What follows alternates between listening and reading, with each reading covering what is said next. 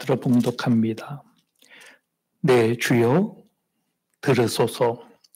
당신은 우리 가운데 있는 하나님이 세우신 지도자이시니 우리 묘실 중에서 좋은 것을 택하여 당신의 죽은 자를 장사하소서. 우리 중에서 자기 묘실에 당신의 죽은 자 장사함을 금할 자가 없으리이다. 아멘. 예, 오늘 본문은 중요하죠. 하나님이 세우신 지도자. 하나님이 세우신 지도자. 누가 누구에게 한 말이죠? 햇사람이, 이방인이 하나님의 사람 아브라함에게. 오늘 우리가 하나님의 사람이면 세상 사람들이 우리에게도 동일하게 당신은 하나님이 세우신 지도자입니다. 적어도 당신은 하나님이 보내신 하나님의 사람입니다. 예. 어떻습니까? 살아오면서 이런 고백을 들은 적이 있습니까? 예, 있어야 합니다. 예. 오늘 우리는 과연 어떻게 하나님이 세우신 지도자가 될 수 있을까를 같이 함께 상고하길 원합니다. 저도 사실 이런 표현은 아니지만 하나님이 세운 지도자라는 표현은 아니지만 20대 때 신학생이다 아니면 전도사이다 목사 때도 목사 아닙니까? 이런 얘기를 많이 들었어요. 예. 자, 하나님이 세운 지도자. 그 앞에는 무슨 고백이 먼저 있었습니까? 네, 주여 들으소서. 지난 주일 오후에 우리가 묵상을 했죠. 네, 주여 들으소서. 아브라함은 이방 땅 가운데 하나님의 사람이었고 그들 가운데 주로 여겨졌다는 것이죠. 주여. 다른 말로 하면 주님으로 여겨지더라는 것이죠. 그러면서 그 주라는 구체적인 고백이 있죠. 당신은 우리 가운데 있는 하나님의 지도자, 세우신 지도자, 이것도 중요하지만 어떤 지도자입니까? 우리 가운데 있는, 다르게 말하면 보내어진, 하나님께서 우리 가운데 당신을 허락한 보내어진, 여기에 하나의 영감이 있는 거죠. 우리는 세상에서 어떻게 하나님이 세우신 지도자가 될 수 있겠는가? 보내어질 때 우리 자신이 하나님의 축복의 통로로 세상 가운데 보내어진 삶을 살 수가 있다면 거기에 고백되는 것이 바로 당신은 하나님께서 우리 가운데 보내신 세우신 하나님의 지도자입니다. 이런 고백이 가능한 것이죠. 성경을 우리가 상고해 보면 하나님께서 아담과 하와를 지으시고 그 지으심을 우리가 가만히 묵상을 해보면요. 예, 뒤로 한 장 넘겨주실까요? 거기에 이미 보냄이 있더라. 이 땅 가운데 아담과 하와를 지은 것은 단지 지은 창조로 끝이 난 것이 아니라 지음 자체가 보냄에 대한 정점이었다라는 겁니다. 왜요? 아담과 하와가 누구의 형상이었습니까? 하나님의 형상. 이 땅 가운데 하나님의 형상으로 파송하고 보낸 사건이 아담과 하와의 창조인 거예요. 하나님의 형상, 보냄을 여기서 보여주는 거죠. 그들에게 복을 주시며 생육하고 번성하여 땅에 충만하라, 땅을 정복하라, 다스리라. 이것은 보냄에 대한 말씀이죠. 맞습니까? 이 표현이 보냄과 상관이 있을까요? 복을 주시며 복을 주셨다. 축복의 통로가 되려면 자신도 복을 받아야 되는 것. 축복의 통로는 흘려보내는 자인데 그러기 위하여 복이 그에게 있었다. 복을 주시며 여기 있는 보냄의 지평이 있는 것이죠. 생육하고 번성하여 땅에 충만하라. 아담과 하와로만 있으면 그곳에만 있는 거잖아요. 다른 곳에도. 보내어지기 위해서 생육하고 번성하는 것. 이것은 보냄의 지평이 이 안에 있는 것이죠. 그래서 땅에 충만하라, 땅을 정복하라.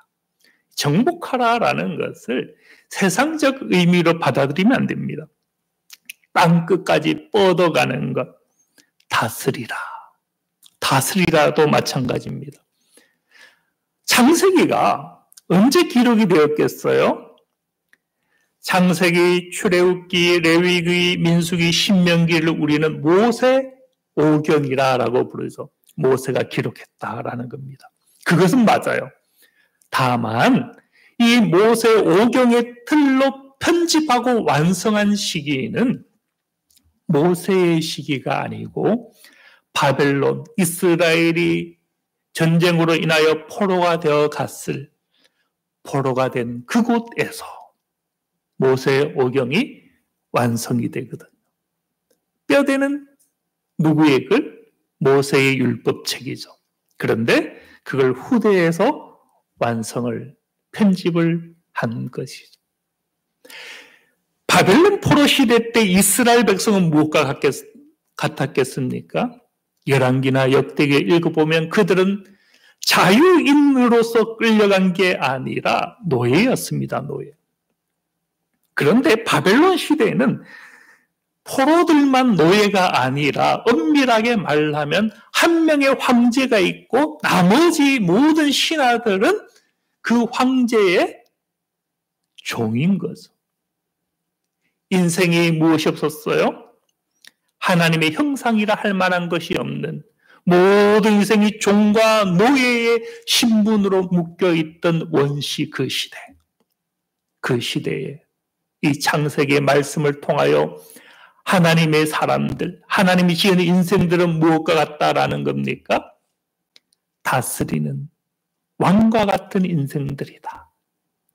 지금 이 세상은 다 노예밖에 없고 한 사람만이 왕으로 다스리는 것 같지만 하나님은 본래 인생을 지을 때 저마다 왕 같은 제사장으로 지었다. 그걸 분명히 보여주는 표현이 땅을 정복하고 다스리라. 그 시대에는 땅을 무엇했습니까? 숭배했잖아요. 바위 앞에 절하고 땅 앞에 엎드려서 숭배하고 절하고 그렇게 인간을 제물로 바쳤죠. 아니다. 인간은 왕같은 제사장이라 땅에 지배당하는 자가 아니라 다스리고, 물론 이 의미를 더 묵상해 보면 이 다스림은 성경과도 상관하죠. 그런 맥락에서 이것은 세상에서 말하는 그 다스림 지배가 아니다는 거죠. 모든 사람은 다 하나님의 왕 같은 제사장으로 이 땅 가운데 파송되었다. 성경을 묵상해 보면 파송되지 않은, 하나님께 불러 세우신 자가 아닌 자가 없는 것. 우리 모두는 아담과 하와의 후손이잖아요. 하나님은 우리도 당신의 형상대로 지었고 그렇게 세상 가운데 불러 세워서 파송하고 있더라는 거죠. 이 보냄의 시평을 우리가 더 상고해 보면요. 뒤로 한 장 넘겨주실래요? 네. 아담과 하와만을 파송하고 보낸 게 아니에요. 심지어 하나님도 이 세상을 사랑하셔서 독생자의 형상으로 오셔서 세상에 보내시더라. 요한복음 3장 16절 17절. 하나님이 그 아들 세상에 보내신 것은 세상을 심판하려 하심이 아니요 그로 말미암아 세상이 구원을 받게 하려 하심이라. 아들을 보내셨죠. 인생도 보내시고 당신도 보내셨다는 거예요. 그래서 요한복음 20장 21절에는 예수님께서 무엇이라고 말씀합니까? 아버지께서 나를 보내신 것 같이 나도 너희를 보내노라. 이 보냄의 시평은 저 아담과 하와에 끝난 것도 아니요. 하나님 당신도 보내어지고 그것과 같이 너희도 나도 너희를 보내노라. 성령이 부어지고 나서는 12 제자만이 아니었죠. 온 교회를 향하여 말씀하죠. 성령이 너에게 임하시면 너희가 권능을 받고 은사를 받고 복을 받고 그 복으로 축복의 통로 예루살렘과 온 유대와 사마리아 땅 끝까지 이르러 다르게 말하면 보냄의 지평이죠. 성경은 처음부터 끝까지 무엇을 이야기합니까? 보냄을 이야기하죠. 우리가 오늘 살아갈 때 보냄 받은 자로 살아가고 있습니까? 자기를 위하여 열심히 살고 있습니까? 회사가 직원을 유럽에 보내고 중국에 보내고 아시아로 보내었는데 그 직원은 보냄 받은 자라면 거기서 관광을 해야 됩니까? 일을 해야 됩니까? 자기를 위한 여가를 즐겨야 됩니까? 회사를 위한 업무를 감당을 해야 됩니까? 하나님께서 인생들을 그렇게 파송하고 보내었다면 우리는 왕같은 제사장. 오늘 본문에 의하면 하나님이 세운 지도자로 이 땅 가운데 보내어진 거거든. 우리에게 보냄의 지평이 있느냐? 보냄의 지평이 있는 곳에 무엇이 있다? 하나님이 세우신 지도자. 우리가 보냄의 지평 가운데 응답했으면 세상 사람도 우리를 이렇게 불렀을 거예요. 당신은 하나님이 세운 지도자입니다. 지도자까지는 아니라 할지라도 당신은 하나님의 사람입니다. 적어도 이 고백 정도는 우리가 들어야 한다라는 것이. 왜요? 성경에 보니 모든 당신이 부른 사람들이 이 보냄의 지평이 있더라. 우리는 교회잖아요. 교회는 보냄받은 공동체가 교회인 것은. 이 보냄의 지평에는 무엇이 있을까요? 먼저 축복의 통로가 되기 위하여 복받음이 있는 거죠. 내가 너로 큰 민족을 이루고 내게 복을 주어 내 이름을 창대하게 하리니 너는 복이 될지라. 하나님은 우리를 축복의 통로로 삼기 위하여서 부르신 자 보낼 자를 복을 주고 복을 주시더라. 하나님께서 내게 은사를 주셨습니까? 하나님께 내게 재능을 주셨습니까? 내게 필요한 건강을 주셨습니까? 필요한 물질을 주셨습니까? 아니면 어떤 은사를 주셨습니까? 다 목적이 있는 거예요. 그것을 무엇하라라는 거예요. 그것으로 자기를 지향하며 자기를 위하여 바벨탑을 쌓아가며 살아가는 자가 아니라 바벨탑 사건 주님께서 무엇하셨습니까? 흩어버렸죠. 아버지는 세상 가운데 우리가 파송받기를 원하시더라. 땅의 모든 족속이 너로 말미암아 복을 얻을 것이라. 보냄의 지평에는 복을 받음이 있고 통로가 되는 은혜가 있는 것.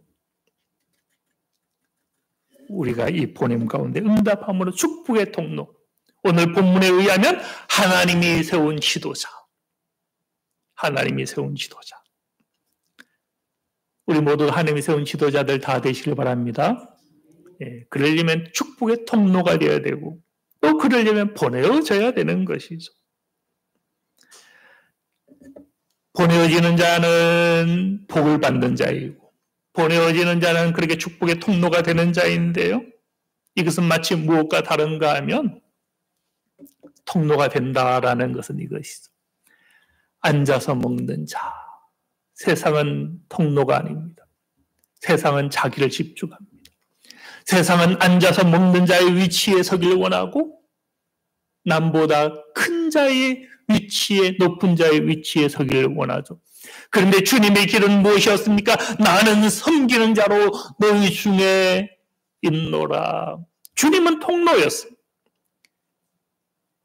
주님의 성령의 모든 능력과 은사를 아버지께서 아낌없이 주셨지만 그 고난으로 자기를 위해 쓰지 않고 섬기는 자로 너희 중에 있었다라는 거예요. 그 주님은 다시 제자들 향하여 이렇게 말씀하죠. 너희는 나의 이 섬기는 자리에 너희도 있으니, 시험 중에 있으니 내 아버지께서 축복의 통로가 되는 거기는 복을 흘려 보내기 위하여 복이 있을 뿐만 아니라 무엇도 있다는 거요? 앞으로 장차 받을 그 권세, 나를 내게 맡긴 것 같이 나도 너희에게 맡겨. 우리가 하나님이 세운 지도자가 되는 게 그렇게 보면 겹겹이 복이 있는 거예요. 이 일을 감당하기 위하여 하나님께서 우리에게 복을 주시고 흘려보내기도 하시고 또 동시에 앞으로 장차 이 생에서 누릴 아버지 나라의 권세, 그 나라를 내게 맡긴 것 같이 나도 너에게 맡겨. 너희로 내 나라에 있어서 내 상에서 먹고 마시며 또는 보좌에 앉아 이스라엘 12지파를 다스리게 하려 하노라. 다스린다라는 표현을 보면요, 다스림 받는 자도 천국에 있는 것 같아요. 예. 어떤 자가 되길 원합니까? 이 땅에서 왕같은 제사장으로 다스리는 그 자는 하늘나라에서도 그렇게 다스릴 것인데요. 그렇다면 우리는 축복의 통로가 되어야 되는, 하나님이 세운 지도자가 되어야 되는, 이 거룩한 직분을 우리는 과연 소홀히 할 수 있겠는가? 축복의 통로가 된다는 거. 예. 우리가 조금 전에 이제 봉헌 시간이 있었잖아요. 11조물도 있고 감사예물도 있고 주정헌물도 있고 성경헌물도 있었는데요. 사실 우리가 이 헌물을 하는 것은 어떤 의미에서 이 시험이거든요. 야, 내가 이거 하는 것 시험일 수가 있습니다. 그런데요, 축복의 통로가 된다라는 것을 생각하면 하나님께서 내게 주신 물질, 이걸 흘려보내는 것이 11조가 될 수 있고 헌물이 될 수 있잖아요. 그런데 이것이 다 축복의 통로가 되고, 그렇게 왕같은 제사장, 오늘 본문에 의하면 하나님이 세운 지도자, 거기에 참여하는 것이라면 과연 이것이 시험이 될 수 있을까? 하나님 내게 주셨지만 내가 이것을 흘려보낼 을 통하여서 우리가 축복의 통로에 참여하는 것이 된다면 과연 이것이 내게 시험이 될 수 있겠는가? 베드로도 한 번 더 확신하여 물었죠. 뒤로 한 장 넘겨주실까요? 베드로가 여짜어 이르되 보소서 우리가 모든 것을 버리고 주를 따랐지 않습니까? 거기에 주님의 대답이 무엇입니까? 주님께 이렇게 말씀하지 않았어요. 너는 받기를 바라고 섬겼느냐라고 묻지 않았습니다. 오히려 이렇게 말씀했죠. 나와 복음을 위하여 집이나 형제나 자매나 어머니나 아버지나 자식이나 전토를 벌인 자는 현세에 있어서 집과 형제와 자매와 어머니와 자식과 전토를 100배나 받되 받기를 겸하여 받고 내세의 영생을 받지 못할 자가 없느니라. 약속이 있더라. 축복의 통로는 분명히 복을 흘려보내는 자이거든요.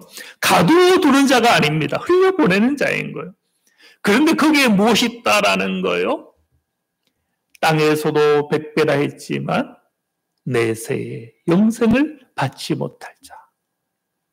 영생이기도 하고 조금 전에 묵상한 말씀에 의하면 주님과 더불어 왕노릇하는 권세이기도 하죠. 마지막 말씀. 그런데 먼저 된 자로서 나중되고 나중된 자로서 먼저 될 자가 많다. 먼저 믿었고 오래 믿었다라는 게 중요한 게 아니에요. 누가 축복의 통로로 살아왔는가. 그게 중요합니다. 내가 나중 믿었습니까? 아니면 나중에 믿음의 장성한 분량에 이르렀나요? 늦은 게 아닙니다. 우리가 축복의 통로가 되기만 한다면 축복의 통로가 되기만 한다면 아무도 늦은 때는 없더라. 축복의 통로가 다 되시길 바랍니다. 축복의 통로. 하나님이 세운 지도자. 이걸 조금 더 고상하게, 조금 더 분명하게 말하면요. 그게 바로 왕 같은 제사장을 뜻합니다. 제사장. 성경에 보면 제사장은 무엇합니까? 하나님의 복을 자기 백성에게 흘려보내는 자가 제사장이죠. 그런데 다만 한 표현이 그 앞에 더 붙어 있죠. 왕 같은. 그냥 제사장이 아닌 거예요. 왕 같은 제사장. 과연 성경에 그것을 말씀합니까? 출애굽기 19장 5절 이하에 보면 세계가 다 내게 속하였나니. 제사장은요. 자기와 하나님 만나는 그 관계가 아닙니다. 제사장은 자신은 통로일 뿐인 것이고 하나님과 세상을 연결하는 직분이 제사장인 것. 하나님은 그 안에 항상 무엇이 있습니까? 천하만민 세상이 있는 것. 세계가 다 내게 속하였나니 너희가 내 말을 잘 듣고 내 언약을 지키면 너희는 모든 민족 중에서 내 소유가 되는 그 복을 너희에게 줄 것이며 너희가 내게 대하여 제사장 나라가 되며 거룩한 백성이 되리라. 그런데 한번 보세요. 이 19장 5절과 6절의 약속을 누구에게 하셨는가? 아론이나 모세에게 한 겁니까? 너희입니까? 이스라엘 백성 전부입니다. 하나님의 사람, 하나님의 백성, 오늘 교회로 말하면 목회자, 직분자만이 아니라 모든 성도가 제사장이다 하는 거죠. 그래서 계시록 5장 10절에 보면 분명히 말씀하죠. 그들로, 이 그들 앞에 나오는 이 구절 이런 내용들은 순교자, 주님을 위해 헌신한 그 자들, 시험을 참은 자들, 인내한 자들, 그들로 우리 하나님 앞에서 나라와 제사장을 삼으셨으니 그들이 땅에서 왕노릇 하리로다. 네. 그들 교회죠, 교회. 시험의 때를 견뎌낸 그들로 제사장을 삼아서 땅에서 왕노릇. 이 제사장과 왕노릇이 같이 있는 것. 제사장은 섬김과 종을 뜻하고 순종의 자리를 뜻하죠. 피의 희생을 뜻하죠. 그런데 거기에 왕노릇, 통치, 다스림도 있더라. 그래서 베드로전서 2장 9절은 무엇이라고 말씀합니까? 그러나 너희는 택하신 족속이요 왕같은 제사장들이라. 베드로가 교회에게 편지한 거죠. 너희는 택하신 족속이요 왕같은 제사장들이라. 이 제사장이요 목회자만이 아닌 거예요. 교회에 목사가 있다 해서 우리 성도님은 다 그저 아무것도 아닌 자들이 아니더라. 그러면 성경에 이스라엘 백성이 제사장인데 왜 그들 가운데 아론 같은 다른 제사장이 있는가? 모든 성도가 교회가 다 제사장인데 왜 목사가 있는가? 왜 있겠어요? 그거죠. 세상에서 왕 같은 제사장이 되기 위한 본이라고 해야 되죠. 이스라엘 백성의 제사장이 섬김을 볼 때에 그 섬김을 통해서 저들이 세상 가운데 자기도 섬기고 축복의 통로가 되어야 될 것을 보고 배울 수가 있는 거죠. 그런 까닭에 목회자는 항상 본이 되어야 됩니다. 부끄럽지만. 돈을 던지면 제가 어쩔 수 없고.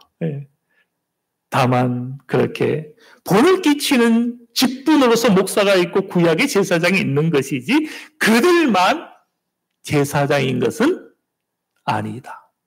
세상의 모든 하나님의 백성은 바로 하나님이 그들 가운데 파송한 지도자인 것이고 축복의 통로인 것이고 왕같은 제사장이더라. 네.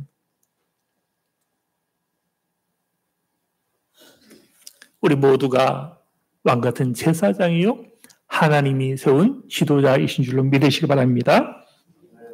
이제 여기서 끝을 내는 게 아니고 오늘 어차피 오후 예배가 없으니까 조금 더 하겠는데요. 왕같은 제사장은 도대체 어떤 자리인가 조금 더 묵상을 하도록 하겠습니다. 누가복음 22장 25절에는 세상의 왕과 우리의 왕적 직분을 비교하죠. 세상의 임금들은 무엇한다라는 겁니까?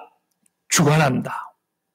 그들은 은임, 높은 자리에 칭함받기를 원한다. 너희는 그렇지 않을지니. 우리도 왕같은 제사장인데 우리의 다스림은 어떻게 된다라는 거요?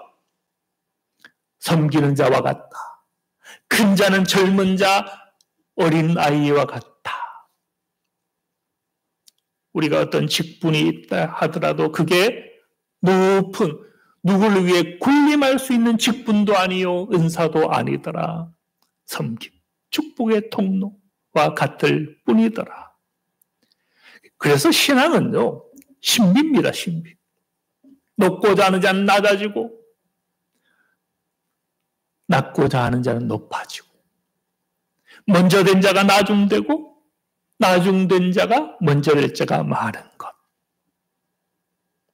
신앙은 신비요. 자기 목숨을 잃고자 하는 자는 얻고 얻고자 하는 자는 잃는 것. 많이 거둔 자도 적게 거둔 자도 부하거나 모자람이 없는 것. 신앙은 신비요. 우리가 믿는다라는 것은 그걸 받아들이는 것을 말합니다. 그런데 복음이 그와 같은 것이기 때문에 낯선 것이죠. 세상은 먼저 된 자가 먼저 됩니다. 금수저가 금수저를 낳는 것. 다이아몬드 수저가 다이아몬드 수저를 낳는 것. 그런데 세상은 그럴지라도 복음은 그렇지가 않죠. 복음이 낯선 거기 때문에 이 복음이 들려올 때에 무엇한다라고 성경은 말씀합니까? 이사야 8장 14절. 그가 성소, 친히 성전으로 오시겠지만 그러나 이스라엘 두 집에는 걸림돌, 걸려 넘어지는 반석이 될 것이며 예루살렘 주민에게는 함정과 올무가 되시리니. 예수님이 오셨는데 예수님의 복음이 선포되었는데 자기 백성은 그 복음 앞에 다 넘어진 거예요. 율법사들, 서기관들, 바리새인들, 성경 율법을 잘 알고 지키고 따른다고 했던 자들은 주님 앞에서 다 넘어졌어. 오히려 죄인들, 창렬하고 손짓했던 그들, 귀신 들렸다고 저주받았다고 여겼던 그들이 회복함을 받더라. 장애인이라고 비하하고 낮추었던 그들이 치유와 회복을 받더라. 복음이 선포되었는데 그 복음이 자기 백성에게 함정과 올무가 되더라. 그러면요, 우리가 복음이 오면 어떻게 해야 될 것 같습니까? 함정을 피하여 가야 될 것 같습니까? 함정에 빠져야 될 것 같아요. 예, 제 뉘앙스가 지금 무슨 얘기인지 모르겠죠? 예, 제가 하고 싶은 얘기는 함정이면 한번 빠져봐라. 예, 걸림돌이면 한번 걸려 넘어져 봐라. 왜 피하느냐? 복음이 걸림돌이면 걸려 넘어져 봐야 바로 일어설 수가 있어요. 피하여만 가면 복음을 만날 수가 없다는 겁니다. 복음이 날선 검처럼 올 때 우리 상처난 몸을 들이대어야 수술이 되지, 피하면 계속 병든 몸으로 잘못된 길이 옳은 줄 알고 갈 수밖에 없는 것. 복음은 낯선 것. 하나님은 그렇게 자기 백성, 우리는 다스리길 원하는데 섬기는 자가 오히려 다스린 자다라고 말씀하는 이 복음의 신비. 그 신비 앞에 우리는 과연 오늘 누구인가 물어야 하는 것이죠. 이 거치는 바위를 시온에 둔다라고 로마서 9장 33절에 말씀하죠. 이 로마서 말씀이 이사야 말씀을 인용했다라는 것은 이 이사야 말씀이 8장 14절이 굉장히 중요하다라는 걸 뜻합니다. 구약이 두껍잖아요. 많은 메시지가 있어요. 그걸 얇은 신약에서 인용을 했다라는 것은 그 안에서 이 8장 14절이 굉장히 중요하다. 거치는 바위, 예수님을 거치는 바위라 했는데 이 거친다라는 말을 스칸달론이라는 단어를 썼어요. 스칸달론. 들어보셨죠? 스캔들. 예. 예수님이 스캔들이에요, 스캔들. 예. 스캔들 우리가 어떨 때 씁니까? 주로 부정적인 표현을 쓰죠. 예. 우리는 이 복음 앞에 쉬운 아멘입니까? 걸려 넘어지고 함정에 빠지고 복음 때문에 갈등하고 고민하고 결단하는 것이 복음 앞에 바른 자세입니다. 편안하게 아멘으로 받을 수 있는 복음이 사실은 아닌 거예요. 우리가 왕 같은 제사장 되기 위하여는 자기를 내어주는 거요. 자기를 비워야 되는 거요. 종처럼, 제사장은 종이거든. 하나님의 종이잖아요. 또 세상을 섬긴다는 의미로 세상의 종이기도 합니다. 그런데 이 종이 왕이라고 하니 이게 스캔들 아니면 무엇이겠어요? 예. 역설, 신앙은 역설입니다. 역설. 우리 교회에서 신앙생활 하는 것도 마찬가지요. 남이 나를 알아주길 자꾸 기대하면 안 되는 거예요. 비워야 돼요. 거기에 복음의 참여함이 있고 거기에 왕 같은 제사장이 있는 것은 조금만 더 묵상하면요. 아브라함과 하나님께서 아브라함만을 하나님의 지도자로 삼은 것은 아니었죠. 아담과 하와가 그 하나님의 형상이었잖아요. 여기도 보면 창세기 1장에서 보여주는 건 다스리라 왕적인 지위를 보여주는 것 같았는데 2장에 보면 바로 나오는 것이 그들로 무엇을 하게 했습니까? 경작하게 하고 지키게 했죠. 지키는 파수꾼의 역할은 누가 합니까? 종이 하는 거예요. 파수꾼은 섬기는 자인 것이지 군림하는 자가 아닙니다. 샤마르, 돌보는 역할. 경작하는 거 아바드. 아바드에서 온 말이 에베드, 종입니다. 종. 아담과 하와가 어떤 의미에서 세상을 참으로 엄청나게 다스리는 직분이기도 하지만 동시에 지키고 경작하는 종의 섬김의 직분이기도 하더라. 이것이 왕 같은 제사장을 아담과 하와도 보여주죠. 우리는 그렇게 왕 같은 제사장이죠. 녹화되는데 이 말을 해야 될까요? 누가 인터넷에 보면 그분을 제가 목사라고 불러야 될지도 모르겠는데요. 이 아바드를 가지고 이걸 야다라는 단어와 오해를 해가지고요. 하나님 앞에 예배하는 것은 하나님과 관계하는 거다. 이상한 소리를 했더라고요. 그 야다는 관계하는 걸 뜻합니다. 동침한다라고도 번역이 되고. 그런데 예배를 그렇게 오해를 했는데 예배는 야다에서 온 말이 아닙니다. 아바드에서 온 겁니다. 아바드가 무엇이랬어요? 종이고 섬김이라 했잖아요. 예배는 제사장의 섬김이거든요. 하나님을 섬기고 희생제물로 섬기는 거잖아요. 섬긴다라는 말에서 예배가 온 거예요. 근데 그분은 그걸 착각한 것 같아요. 아바드와 야다가 닮았잖아. 약간 이응 디귿 닮아가지고 엉뚱한 소리를 막 정광 아무개라는 분이 그 말을 했는데요. 이걸 저는 지금 이념적인 차원 전혀 관심 없어요. 관심 없고 우리가 어떤 메시지를 들을 때 분별해서 들어야 됩니다. 정말 바른 하나님의 음성인가 분별해서 듣기만 하면 그게 뭐 보수 진영에 나왔든 진보 진영에 나왔든 그건 중요한 게 아니라 살아있는 말씀을 우리가 바로 분별하고 따르는 것이 중요하다. 말씀을 마칠까요? 사실 이 원고가 한 장이 더 있는데 도저히 하면 안 될 것 같고 하나님이 세운 지도자가 된다라는 것은 축복의 통로가 된다라는 것인데요. 그 축복의 통로가 된다라는 것은 자기를 통로로 내어주는 것. 다르게 말하면 섬기는 제사장적. 그 지위를 뜻하는 것이고 거기에 왕 같은 형상 다스림이 있다는 겁니다. 우리 모두가 그렇게 왕 같은 제사장으로 응답하고 그래서 하늘나라에서도 이 땅 가운데 임할 하나님의 나라의 일은 저곳에 우리가 참여할 하나님의 나라의 일은 거기서 왕노릇하는 저와 여러분들 다 되시길 바랍니다. 기도합니다.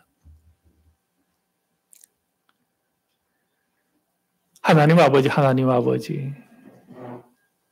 우리 가운데 아버지 나라가 임할 때에 우리가 착하고 신실된 종, 축복의 통로로 쓰임받음을 기억하고 하나님께 감사할 수 있는 하나님의 일꾼, 그래서 세상 가운데 하나님이 세운 지도자, 하나님께 보냄받은 사람이라고 일컬음받는 그 삶을 우리가 살아가게 하여 주시옵소서. 낮아지는 그곳, 섬기는 그곳, 흘려보내는 그곳에 축복의 통로, 하나님이 세운 지도자 왕 같은 제사장의 자리가 있음을 알고 우리가 그 지혜로 오늘 이 땅에 살아가는, 그래서 주님의 날 다다를 때에 주님과 더불어 먹고 마시며 왕노릇하는 우리 모두가 되게 하여 주시옵소서. 감사드리며 예수 그리스도의 이름으로 기도드립니다. 아멘.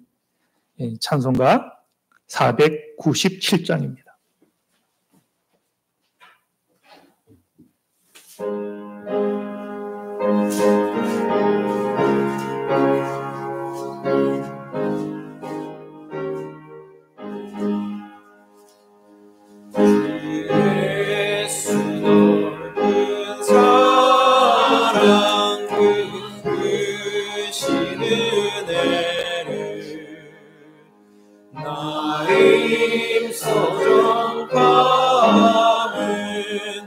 참 기쁜 일일세